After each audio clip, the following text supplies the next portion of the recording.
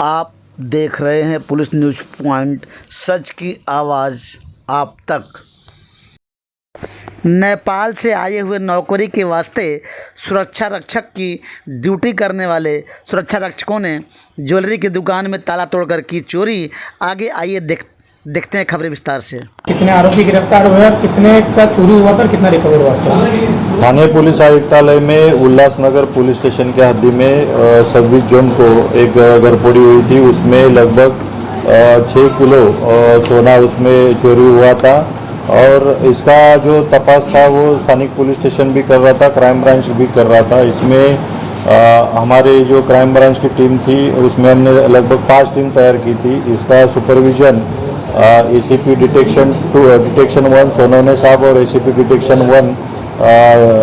2 डोंगरे साहब ये कर रहे थे और इसमें लगभग 5 टीम काम कर रही थी। उसमें से प्रॉपर्टी सील की जो वरिष्ठ पुलिस निरीक्षक रावरानी साहब है, उनके ईपीएस यादव है, कांस्टेबल बुरके है और उनकी पूरी टीम ने उसमें काम किया और उसमें टेक्निकल एनालिसिस और जो कुछ सीसीटीवी फुटेज था उसके तहत जो हमने लगभग 1-2 महीने से तपास चल रहा था उसमें ब्रेक मिला उनको। और यहाँ पे लगभग तपास जो चल रहा था वो लखनऊ, बनारस, नेपाल और इंडिया के बॉर्डर पे कुछ गाँव में हमने तपास किया और उसमें टेक्निकल तपास के थ्रू हमें ऐसा पाया गया कि 3 आरोपी हमारे यहाँ पे वो प्रेजेंट है, तो यहाँ से हमने अरेस्ट किया। इसमें 3 आरोपी है, माधव गिरी, दिनेश रावल और दीपक भंडारी करके 3 आरोपी हमने अरेस्ट किए। तीनों नेपाल के रहने वाले हैं और जो हमने अरेस्ट किए उनके पास से लगभग 550 ग्राम तोला इसमें हस्तगत हुआ है, लगभग 33 लाख का सोना हस्तगत हुआ है। और इसमें ऐसा भी पाया गया है कि इन्होंने पहले कामोटी पुलिस स्टेशन में भी सेम मोडस ऑपरेंडी के तहत उन्होंने एक ज्वेलरी शॉप में घरफोड़ी की है। और इसमें जो दिनेश रावल करके जो आरोपी है उसके ऊपर पहले भी गुने, एक वापी पुलिस स्टेशन गुजरात में, गुलाल पुलिस स्टेशन मंगलुरु में, एक कामोटी पुलिस स्टेशन पनवेल और माधवनगर पुलिस स्टेशन मध्य प्रदेश में 4 गुने ऑलरेडी उसके ऊपर दाखिल है। तो इसमें टोटल लगभग 10 आरोपी निष्पन्न हुए हैं, 3 अभी तक अरेस्ट हुए हैं, बाकी 7 लोग हमें अभी और अरेस्ट करने बाकी है। तपास चालू है और बाकी का भी सोना जो है उसमें रिकवर होने वाला है। ये आरोपी जैसे ही अरेस्ट होते हैं उनके पास से हम रिकवर करने वाले हैं। तो एक बहुत ही अच्छा डिटेक्शन हमारे प्रॉपर्टी सेल क्राइम ब्रांच ने किया है और इसमें आगे जाके भी जो आरोपी हम अरेस्ट करने वाले हैं उसके पास से ये बाकी का सोना भी उसमें बरामद हो। सर 3.25 करोड़ के लगभग जो है मुद्देमाल जो चोरी हुआ उसमें से कितना अब तक रिकवर हो चुका है और आने वाले समय में कितने आरोपी इसमें गिरफ्तार होंगे और क्या ग्रुप हो सकता है और क्या उनका ऑपरेटिंग हो सकता है?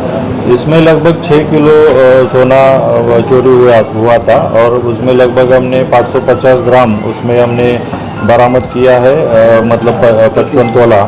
और इसमें अभी आगे जाके जो टोटल 10 लोग हैं उसमें से 3 आरोपी अरेस्ट हुए हैं, लगभग 7 आरोपी अरेस्ट होने बाकी है, तो उसकी इन्वेस्टिगेशन जारी है। तो सर दुकान के अंदर जो सीसीटीवी दिखाई दे रहा है उसमें बाकायदा गेट खोलते हुए दिखाई दे रही है, क्या ये लोग पहले दुकान में शामिल थे? रबाले का जो मामला है वो बगल में दुकान ये लोग भाड़े पे लेते थे, इस तरह से ये लोग चोरी करते थे? निश्चित रूप से ये जो गुनाह है उसमें मोडस ऑपरेंडी ऐसी पाई गई कि इन्होंने वहाँ पे वॉचमैन करके काम कर रहे थे ज्वेलरी शॉप में और वहाँ पे उन्होंने पूरा दुकान बंद कब होता है, ऑफ कब होता है, वीकली ऑफ, और वहाँ पे कितने सीसीटीवी फुटेज है और ये पूरा रेकी करके पूरा ऑब्जर्वेशन करके उन्होंने जब दुकान बंद दूसरे दिन होने वाला था वो पहले रात में उन्होंने किया ताकि उनको पता न चले मालिक को और वो लेट पुलिस को अप्रोच हो।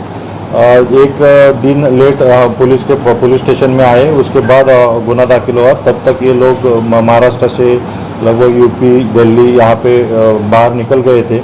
फिर भी डिफ़िकल्ट इन्वेस्टिगेशन था, फिर भी जो प्रॉपर्टी सेल और उनकी टीम ने जो पूरा काम किया है बहुत ही अच्छी तरीके से इसमें आरोपी अरेस्ट किए और रिकवरी की है। आगे जाके भी उसमें आरोपी अरेस्ट हो गए। सर दुकान में बड़े बड़े सिलेंडर लेके गए, गैस कटर लेके गए, काफ़ी वजन होते हैं, वो किस प्रकार लेके गए थे? ये बहुत दिन से उनकी प्लानिंग चल रही थी। जो हमने इन्वेस्टिगेशन किया उसमें से कुछ आरोपी उन्होंने जो सिलेंडर था वो पहले परचेस किया, फिर उधर वो ऊपर ही रहते थे वहाँ पे उन्होंने डंप किया और वहाँ पे बाद में उन्होंने वो जब गड़बड़ी एक्चुअली जिस दिन हुई वहाँ पे उन्होंने कटर यूज़ करके वहाँ पे कट करके वहाँ से ज्वेलरी का जो शॉप है उसमें थेफ्ट की है। तो बहुत दिनों से प्लानिंग करके इन्होंने ये किया। सर अनेक राज्यों से लोग जो है काम करने मुंबई और ठाणे इन राज्यों में आते हैं, बड़ा बनने की जल्दी कोशिश करते हैं, इसी तरह गुनाहों में शामिल हो जाते हैं। उन लोगों को आपके माध्यम से क्या आह्वान है? निश्चित रूप से कोई भी आप गुनाह करोगे तो उसमें 100% उसमें पकड़े जाना ही है और आगे जाके उसमें पनिशमेंट होना ही है।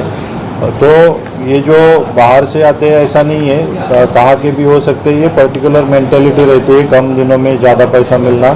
ये यहाँ के भी लोग हो सकते हैं, बाहर के भी लोग हो सकते हैं। तो सब ने जो कुछ है यहाँ पे जो काम मिलता है वो काम के माध्यम से पैसा मिलना ये इम्पोर्टेंट है, ना कि कोई चोरी करके और कुछ शॉर्टकट करके कोई ये पैसा मिलता है वो मिलना ही नहीं है आपको। तो मेरा सोच ऐसा है कि इसमें प्रॉपरली हम काम करके जो पैसा कमाते हैं वही हमें हमारे इसके लिए काफ़ी है।